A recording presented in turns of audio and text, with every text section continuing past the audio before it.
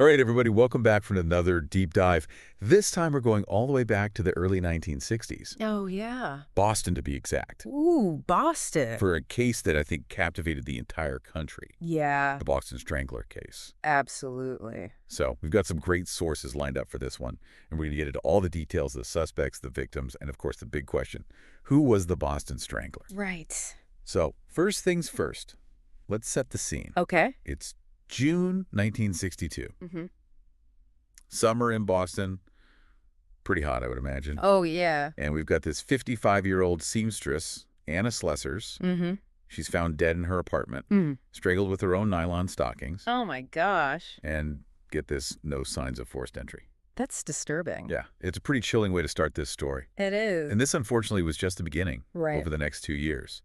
Boston was gripped by fear as a series of similar strangulations terrorized the city. All the victims were women.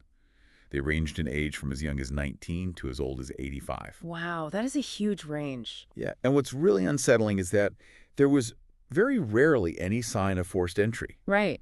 which suggests that these women may have known their attacker or at least felt comfortable enough to let them in. Yeah, that adds a whole other layer of creepiness to this, doesn't it? Oh, absolutely. I mean, can you imagine living in Boston at that time as a woman? The fear that must have just been pervasive. Yeah, you're constantly looking over your shoulder wondering who you can trust. Exactly so.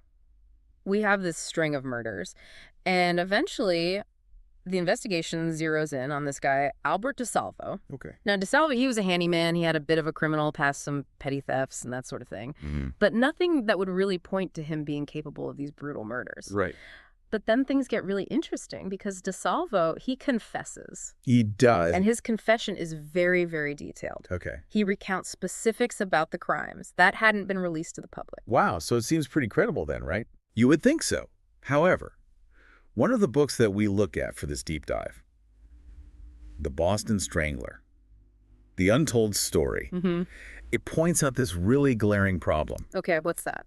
Despite all these details DeSalvo gave, there was absolutely zero physical evidence connecting him to any of the crime scenes. What? So no DNA, no fingerprints, no fibers, nothing? Nothing. They scoured those crime scenes, and they couldn't find a single shred of evidence. Wow, so we've got a full confession, but no physical evidence to back it up. That's exactly right. That's strange. Yeah, and I was thinking, back then, forensics wasn't as advanced as it is today, obviously. Sure. But you'd still think there would be something, right? You'd think so. Even a stray hair or, a footprint, something. Right. So this is where the whole debate about DeSalvo really gets going. Okay. Some experts believe that he might have been fabricating or at least exaggerating his involvement. Okay, so he confessed, but maybe he wasn't actually the one committing the murders. That's the theory. And there's some evidence to support that, he had a history of seeking attention. Oh, really? He would often make up stories. And he actually failed a polygraph test about the murders. So is it possible that he was just trying to gain notoriety by confessing to these high-profile crimes? It's a very real possibility. I mean, it's a pretty twisted way to get attention, but I guess it happens, right? Oh, yeah. History's full of people who crave that kind of infamy. Absolutely. So now we're left with this big question. If DeSalvo wasn't the Boston Strangler, or maybe he was only involved in some of the murders, then who else could it have been? That's the million-dollar question, isn't it? It is, and another source that we looked at for this, The Madman and the Strangler. Okay. It explores a pretty compelling theory. What's that? It suggests that the murders might actually be the work of multiple individuals. Multiple individuals. Yeah, like maybe copycat killers. Yeah. Who were inspired by the initial crimes. Huh. So they saw what was happening? And decided to kind of, jump on the bandwagon. Yeah, and this theory actually explains a lot of the things that didn't quite add up with DeSalvo. Okay, like what? Well, for example, there were some inconsistencies in the MO. The MO meaning the modus operandi or the way the crimes were carried out? Exactly. Okay. Like some victims were strangled with stockings, others with scarves, some were sexually assaulted, others weren't. So it wasn't totally consistent? Not totally, and that made it really difficult for investigators to create a clear profile. Of a single killer, right? Right. So the idea of multiple killers, it kind of throws a wrench in everything. It does, makes it a lot harder to solve. Exactly. And to make things even more complicated, DeSalvo was killed in prison in 1973. He was. So we'll never be able to get his side of the story. Oh, wow. Whether he was telling the truth or whether he was just playing everyone. That's a shame. It is. So we're left with all these unanswered questions. And a case that I think really highlights the limits of our understanding of criminal psychology. Yeah.